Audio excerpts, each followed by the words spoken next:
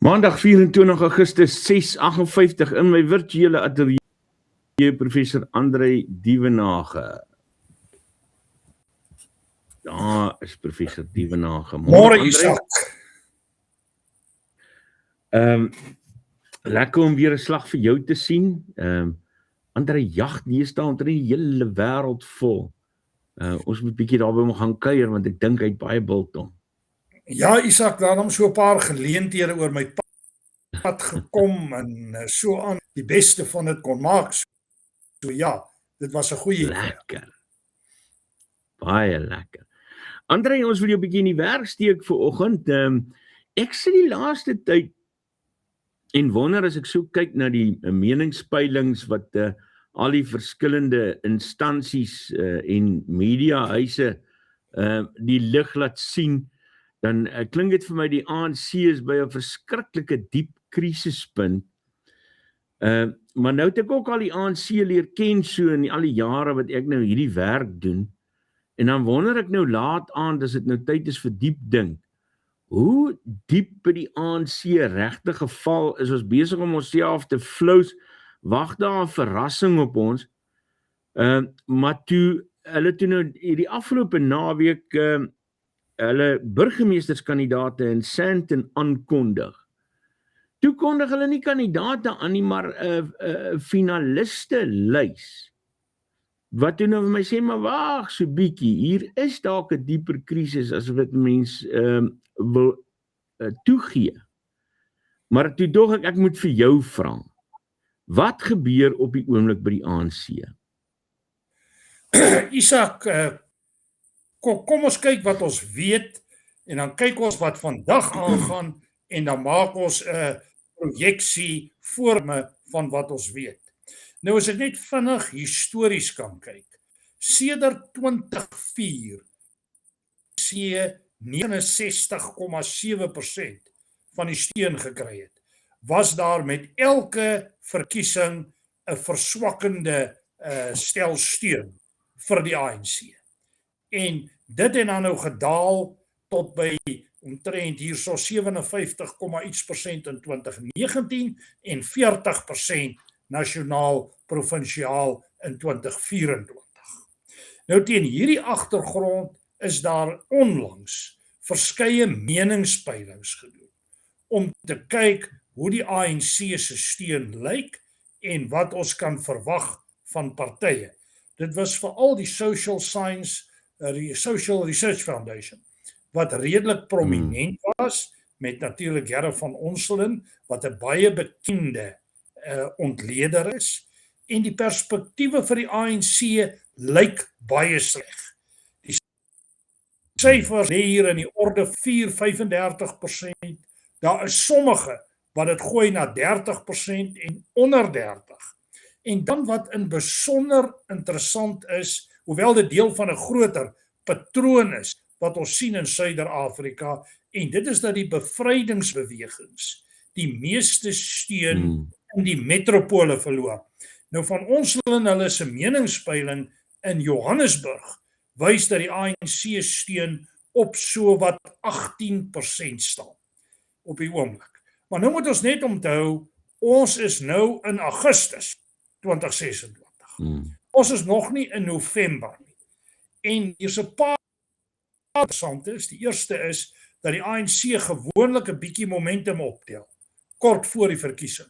Die DA het ook 'n manier, dis maar jou groter partye, om die verkiesing op 'n redelike hoogtepunt te probeer afsluit. Maar Isak, as ek kyk na die ANC, dan het die ANC 'n ongelooflike interne krisis. Hy het 'n krisis ten opsigte van sy ideologie. Ek praat nou van die hele transformatiewe raamwerk wat in sy gesig ontplof en al hoe meer so. Dit bewerkstellig nie ekonomiese groei nie, vir die laaste dekade minder as 1% groei. Ons weet groot hofsaake nasionaal wat teen die B-wetgewing aan die gang is. Maar dan die belangrike Isak, en ek dink dis die groot punt wat ons op die oomblik mis in die Suid-Afrikaanse politiek. Hier's 'n links van sentrum momentum aan die opbou. En daar moet jy lees die MK-party, die EFF, die SHKP, die vakbonde en talle kleiner partye. Hulle het 'n tyd gelede vergader onder die kongres van die linkses. En dis my oordeel dat binne die ANC daar simpatie lê vir die linkse groep. En ek lees dit in die naam van Paul Mashatile. So as ons na die verkiesing kyk, is dit een traject, dan is hier 'n tweede traject. En dis die ANC verkiesing van einde 2027. En dit lyk vir my al hoe meer of die linkergroep, en ek sluit nie net hier in Mashatile binne die ANC nie. Dit word ondersteun deur talle groepe buiteom en in besonder die MK-party. Of hulle probeer om die Ramaphosa party so ver as moontlik te ondermyn. En hierdie is soos en dit gaan ons sien uit na die November verkiesings. Van die peile dat die MK-party tot soveel as 50 plaaslike regerings kan beheer, en vir my is dit reeds duidelik dat baie meer as die 70 plaaslike regerings in die 2021 verkiesing wat sogenaamde hangrade was, gaan nou vermeerder na waarskynlik dubbel dit, selfs meer as dit. So ons is in 'n tyd van baie groot konfigurasies en rekonfigurasies. Beteken dit die ANC is eintlik besig om te verkrummel, want dit lyk nie vir my asof een van die groepe regtig sterker as die ander een figureer binne in die ANC nie. Juis Isak, die het 'n bietjie opgebreek, maar die proses ek hier sien is dat hele groter politieke proses is besig om te fragmenteer. Ons moet net onthou dat op die oomblik is die aanduidings dat tot 600 partye wil aan die plaaslike verkiesing in die 257 munisipaliteite deelneem. En die breeklyne binne die ANC is prominent. En jy het jou gesprek begin met die verwysing dat die ANC nie 'n kandidaatelys kan opstel nie. Waarom nie? Want in die moment as 'n naam vasgemaak word, dan loop die res oor waarna toe mees waarskynlik na die linkerkant toe, na die MK-party toe, na die EFF toe, na daar toe. En dit is 'n reële vir die ANC. En die ANC het dus besluit om nie te besluit nie. Nou in die bestuurswêreld weet jy dat selfs 'n swak besluit is beter as geen besluit nie. En ek dink negatief inwerk op die ANC en op die van Cyril Ramaphosa. Wie's die mense saam met Ramaphosa op die oomblik? Die name is Patrice Motsepe, wie se naam al sterker genoem word, hoewel hy dit natuurlik ontken dat hy deel is daarvan, en dan Fikile Mbalula wat na my oordeel 'n liggewig is. En dan na die ander kant toe genoem het Paul Mashatile. Maar nou gebeur hier 'n interessante ding, Andrei, want as 'n mens nou gaan kyk na die geskiedenis van bevrydingsorganisasies, dan loop die ANC 'n pad wat in skrille kontras is met die res van Afrika. En jy sien dan nou hierdie wat jy nou genoem het aan die kante van die ANC vorm. En nou tradisionele ANC ouens wil eintlik graag terugkeer na die ANC, maar nou lyk dit vir my daar's nie meer veel om na toe terug te keer nie, so daar's 'n moed by te gaan bou, of lees ek dit verkeerd? Kyk, wat ek dink hier gebeur, en ek wil vir jou 'n paar goed vinnig net noem in die verband. Dis interessant dat die SHKP toe hulle nou gesê het hulle gaan aan die verkiesing deelneem, nie hulle bande gebreek het met die SHK, met die drieledige alliansie nie. En dus met die ANC nie. Hulle beskou die ANC steeds as hulle broers in verdrukking, of wat jy dit ook al wil.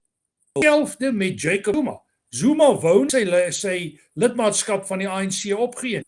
So die hele MK-party as eintlik 'n poging om die ANC wat ontspoor het in aanhalingstekens onder Ramaphosa en Zuma het dit gesê van die Mbeki tyd ook, om dit weer terug te bring na sy ware identiteit. Nou wat is daardie ware identiteit? Dit word gedefinieer in terme van hulle dokument Strategy and Tactics en daardie dokument werk primêr met die nasionaal-demokratiese revolusie idee. Die uitkoms van die NDR is transformasie. Wanneer ons praat van transformasie, dan praat ons equiteit, B, nasionale gesondheidsversekering, onteiening sonder vergoeding, daardie goed. En dis hoekom ek reken dat die Ramaphosa die poging is om die steun van hierdie linkerkant so sterk as moontlik te kry met die plaaslike verkiesing, sodat dit instrumente kan wees wat druk kan uitoefen om van Cyril Ramaphosa en sy groep ontslae te raak. En dis die strategie wat ek op die oomblik lees, en die plaaslike verkiesing is bloot nog 'n padroete om daardie doel te bereik. En net onthou, as jy plaaslike regerings beheer jy geld, jy kan kaders ontplooi, jy kan magsbasisse konsolideer. Gaan kyk maar wat meneer Ysmagashule gedoen het in die Vrystaat. Hy het beheer op plaaslike regering gekry en dit was sy primêre politieke magsbasis, want dan beheer jy ook takke binne die ANC. So dis die strategie aan die linkerkant.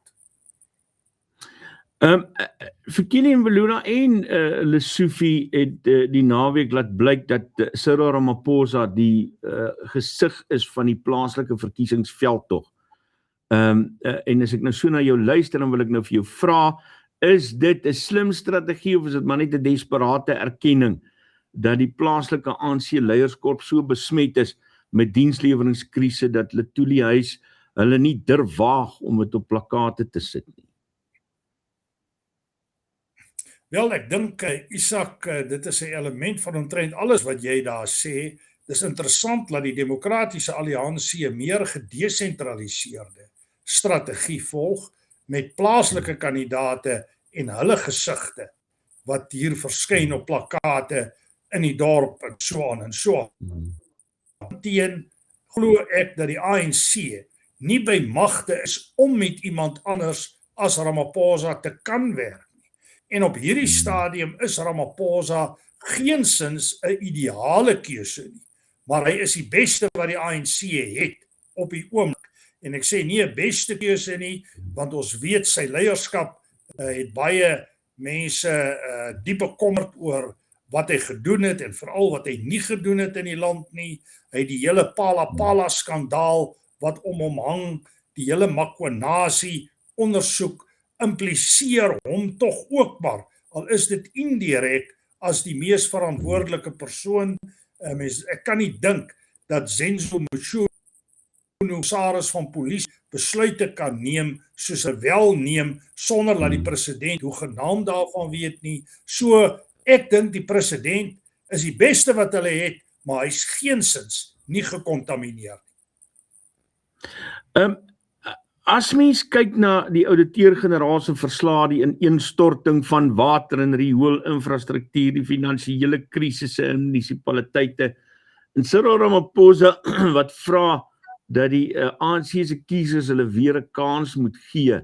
Hulle gaan alles binne 100 dae herbou. Wil ek nou vandag vir jou vra, kom ons kyk nou net vir 'n oomblik, so eerlik as moontlik. Is daar enige munisipaliteit of metro in Suid-Afrika wat die ANC as 'n model van goeie regering kan voorhou en sê kyk hierso, dis wat ons reg gekry het? Wel Isak, as dit daar is,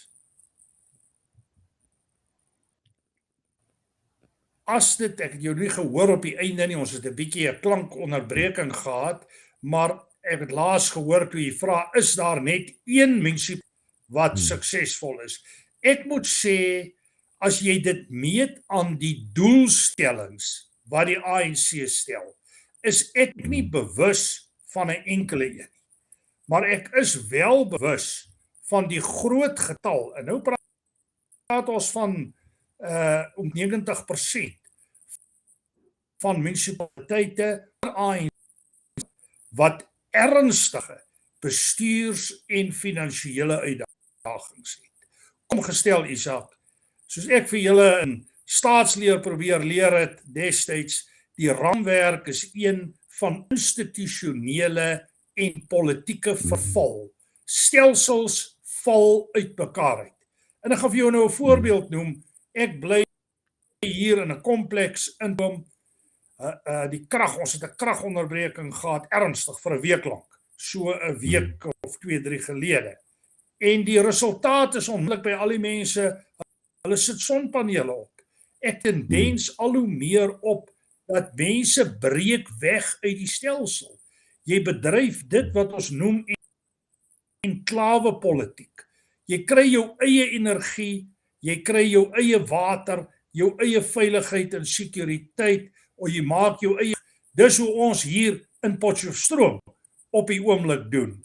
En dit is 'n patroon wat ek deur die land sien. Jy het oor my jagtery gepraat. Die jagtery bring mens nogal op ver paaie as jy so ry. En weet jy wat is my interessant?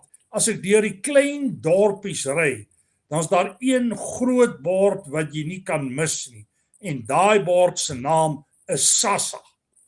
En SASSA is die instrument wat die ANC gebruik, of die meganisme, om steun te kry deur vir hulle te sê dat die maatskaplike toelaag is 'n voordeel wat hulle bekom via die ANC. Die onderskeid word nie getref tussen staat aan die een kant en party aan die ander kant nie. Maar selfs dit word problematies op die oomblik en die mense koop nie meer in daardie oorweging nie. So nee, ek wil vir jou sê, ek sien nie goeie vordering nie. Ek sien geweldig baie korrupsie, nepotisme, kaderontplooiing, wanbestuur, gebrek aan kapasiteit en so meer. Laat my so 'n bietjie dink aan die ou wat vir 'n onderhoud gaan. Toe sê hy vir die baas wat die onderhoud voer, hy sê vir hom, meneer, weet jy, ek het eintlik verskriklik baie versteekte talente. Toe die baas vir hom vra, maar okay, wat is dit? Toe sê hy, nee, hy is baie diep versteek. Hy soek nog. Die ANC, so goeie munisipaliteite is diep versteek. Goudare. Ek is bevrees ek is bevrees dit is die geval, en weet jy waar is dit van die slegste in die land? Ongelukkig in Noordwes. Jy moet net gaan kyk na munisipaliteite, die ou Lichtenburg, Dietabotla. Jy moet gaan kyk na letterlik hierdie klein dorpies tot watter mate hulle verval. Dis letterlik 'n kwessie van jy ruik die dorp voor jy hom nog kan sien as jy ry met die kar. So dis baie ernstig. Ek dink die ANC se pleidooi vir 'n tweede kans kom uit desperaatheid. En ek dink die boodskap daarmee saam, Isak, is dat waarskynlik die meerderheid van plaaslike regerings, want ons onthou elke scenario is maar uniek op sy manier, en ek wil net dit vinnig kwalifiseer, waar die ANC wel steun, is in jou tradisionele gebiede, die Oos-Kaap en Limpopo, want die IFP en die MK-party die tradisionele steun in KwaZulu-Natal gevat. So dit belemmer die ANC nog des te meer. As ek net die parallel kan trek, ZANU-PF het ongeag onwettige verkiesing behou, primêr omdat hulle steun in jou landelike gebiede. Die bevrydingspartye steun in die landelike gebiede, maar verloor steun in die stedelike areas. En daai patroon is duidelik in Suid-Afrika. Die aanduidings van verskeie meningspeilings wys dat nie een van die metropole op die oomblik veilig is vir die ANC om alleen beheer. Ek wil gou terugkom na die kwessie van die partye se bevrydingsparty. Ons weet nou vir 3 dekades lank het hulle nou op daai sentiment en emosionele lojaliteit geleef. Is daai kredietkaart nou tot sy limiet oortrek? Isak, ek wil nie sê hy is in sy volledigheid tot sy limiet voltrek nie. Ek wil vir jou sê, ek dink net die krediet wat oor is so min dat ons naas moet wees dat die ANC dalk 'n steun kan kry van selfs onder 30% nasionaal gesproke. Maar dan moet ons ook net onthou. Dit is 'n baie gevaarlike scenario. En ek wil 'n bietjie terugkom en ek is ook in die media oor die goed aangehaal in verlede. Die Tshwane scenario waar daar gesê word die DA en die Vryheidsfront Plus kan die Tshwane 51% kry en dus Tshwane bestuur. Nou ek sê, hoewel ek dit sal ondersteun, nie daarteen gekant is, dink ek dit is baie onwaarskynlik dat dit gaan gebeur. Die eerste rede is, die meningspeiling het 'n oudfaktor. Kom ons sê dis 'n volledige 4%, dan is ons van 51 af na 47. Dan was die meningspeiling ook baie klein. Dan moet ons ook onthou, die ANC en ander partye kry momentum in die opbou na die verkiesing toe. Dit is maar min of meer altyd so. Veral in jou swart gemeenskap is dit asof die meningspeilings vir my nie altyd die akkuraatheid reflekteer nie.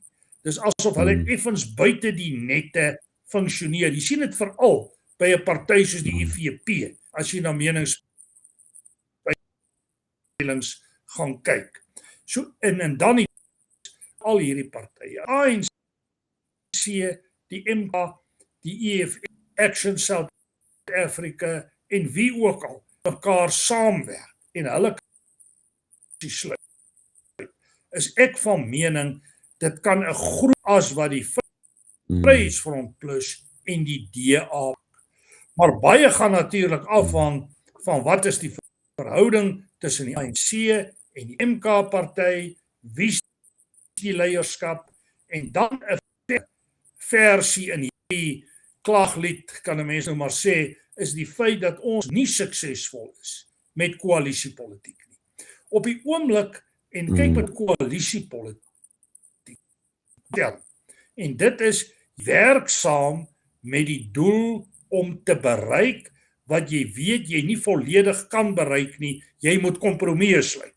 En ons sien op die oomblik rou magspolitiek in koalisies, ons sien oorkopery en omkopery en wanpraktyke. Jy sien dat die stelsel, die politieke groepering, as dit ware ondermyn die regime, ondermyn die regering op plaaslike vlak. En as mens hierdie goed nie reg kry nie, kan jy 'n fase van onstabiliteit kry in die post-verkiesingsomgewing. En ek dink ons moet net bedag wees daarop. Koalisiepolitiek op die oomblik, werkinge, ek dink ons moet koalisies op 'n manier bepaal met wetgewing, selfs in die grondwet vasmaak, dat as daar ooreenkomste is, dit bindend is, dit blywend is, dit nie so een ou môre kan uitklim en dan word 'n aanbod gemaak en dit draai die hele koalisie op sy kop en jy sit weer met chaos. Hierdie styl wat die ANC gevolg het om 'n minderheidsparty se ou oor te koop en hom dan byvoorbeeld 'n burgemeester of 'n belangrike posisie te gee en so aan. Helen Zille het daarna verwys na geld wat beweeg het na partye toe, eintlik maar staatsgeld wat deur kanale beweeg na kleiner partye toe. Ek dink dit is 'n speelveld wat gevaarlik is en ons moet dit nooit vergeet nie, Isak. Die ANC is desperaat om aan mag te klou en desperate katte maak desperate spronge. Ja, ek wil gou met jou ook gesels oor wat vir my op die oog af lyk na 'n meer intense vuilspel waarmee die ANC meesterlik is in vergelyking met die ander partye. Ek kyk nou na, ek sien nou daar's 'n ding van Glynis wat die ronde doen, wat daar wil verdag maak. Daar's al 'n paar goed oor Pieter Groenewald rondgestuur.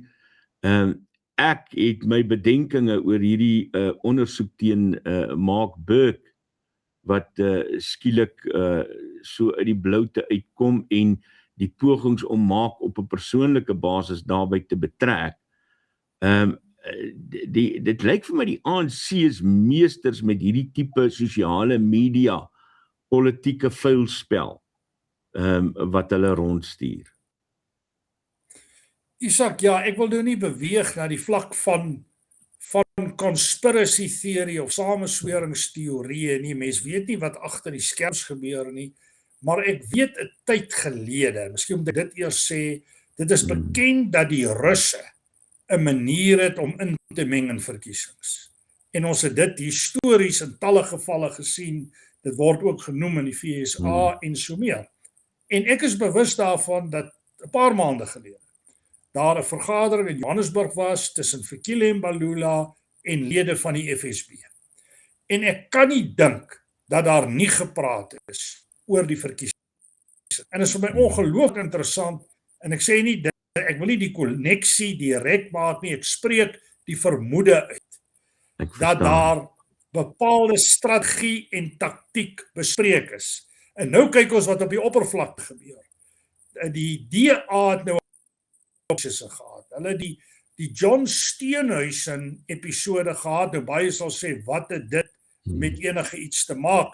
Die kort en die lang is Steenhuisen is ondermyn binne die portefeulje van landbou, tot die mate dat hy nie sy werk kon doen nie. En uiteindelik het dit ongelooflik negatief op die DA gereflekteer. Daarteenoor is Pieter Groenewald se beeld gebou, en ek doen nie afbreek aan Pieter se meriete en wat hy doen nie, maar dit is 'n baie goeie taktiek om die Vryheidsfront Plus se steun, wat op dieselfde steunbasis as die DA maar hardloop, om dit sterker te maak deur die DA te versoek. Dan het ons die Tony Leon episode gehad, wat ook sy dinamiek gehad het. En dan het ons die Mark Burke episode, en onthou net, daar's geen, soos jy tereg opmerk, daar's geen steun Mark Burke nie, maar gee die DA krediet. En ek het onderhoude gehad met verskeie stasies oor Mark Burke verlede week. En dit was asof die media die sensasie van die ding wou dra, en dit op 'n gelyke vlak plaas as dit wat binne. En my argument was, wat jy uit die DA kan voorhou, is letterlik 'n druppel in die emmer teenoor wat by die ANC aan die gang is. En die kort en die lang is, daar is strategieë, daar is taktieke, die DA is in die vizier van die ANC, maar dan moet ons ook onthou, die DA beklei ook hard terug. Hulle is nie op haar mond geval nie. Hulle alle moeilikheid wat hulle kan kry, maak brand die vuur hoog in Johannesburg, en op sigwaarde lyk dit of sy sukses. Die kort en die lang is, daar is, soos die Engelsman sê, dirty tricks in die verkiesing. Jy speel 'n spel, dit gaan oor mag. Waar daar mag betrokke is daar dikwels nie baie reëls. So ten slotte, net om ons gesprek op te som, wat sien jy gebeur op 5 November, 6 November, wanneer die stemme getel is? Stemme in is en die stemme getel is. Hoe sien jy die prentjie? Isak, ja, dis nou een van die moeilike vrae om te antwoord. As ek sê, baie dinge kan verander, en gewoonlik is Frans Cronje, as hierdie Social Foundation Research goed deurkom, dan sê hy dadelik, hierdie is nie 'n voorspelling nie, hierdie is 'n opname wat op hierdie tyd gedoen is. Nou projekteer ek vorentoe. Ek gaan 'n paar lyne trek. Die eerste is 257 klein scenariootjies wat van mekaar gaan verskil. Hulle gaan nie almal presies dieselfde wees nie. Maar kom ons kyk na wat is die groot lyne. Die een groot lyn is, die ANC steun gaan daal. Ek dink die ANC steun 'n beste saak scenario 35, 'n swak saak scenario is onder 30%. Met die ANC wat steun gaan behou in jou primêre tradisionele gebiede van die Oos-Kaap, van Limpopo en 'n paar plekke andersins. Tweedens lees ek dat die MK gaan KwaZulu-Natal vat, hulle gaan Mpumalanga vat en hulle gaan dele van Gauteng vat waar daar prominente Zulu groepering is. Ek verwag dat die IFP gaan goed doen in KwaZulu-Natal en op enkele plekke buite KwaZulu-Natal. Ek verwag dat die DA, en hier gaan hulle vir my baie kwaad wees, se slegte saak scenario nasionaal is 20%, hulle beste saak scenario is 25%. Ek dink hulle gaan die meeste in die Wes-Kaap behou, maar hulle gaan groot teenstand kry van die Patriotiese Alliansie van Guyton McKenzie, maar ek dink tog die DA gaan op die einde met kleiner meerderhede die Wes-Kaap bly regeer, miskien hier en daar 'n regering afstaan aan koalisiepolitiek. Ek verwag dat die Vryheidsfront Plus 'n bietjie hulle steun kan verbeter, maar nie substantief nie. Hulle sal nie in persentasiepunte klim nie, hulle sal in kommas klim, as ek dit nou maar so kan stel. En dan verwag ek dat hier 'n groot klomp splinterpartye hier en daar setels gaan wen. En my slotopmerking is die meerderheid plaaslike regerings of na aan die meerderheid gaan opeindig in koalisiepolitiek waar partye gedwing gaan word om met mekaar saam te werk om volstrekte meerderhede te kry. Ons moet hou en ons kyk weer daarna as dit kom by November se kantie sak. Professor André Dievenage, mens kan 'n digbundel uitgee om in kommas te klim. Met daai aanhaling. André, lekker gewees om met jou te gesels. Ons praat weer vorentoe. Baie dankie Isak, altyd 'n voorreg.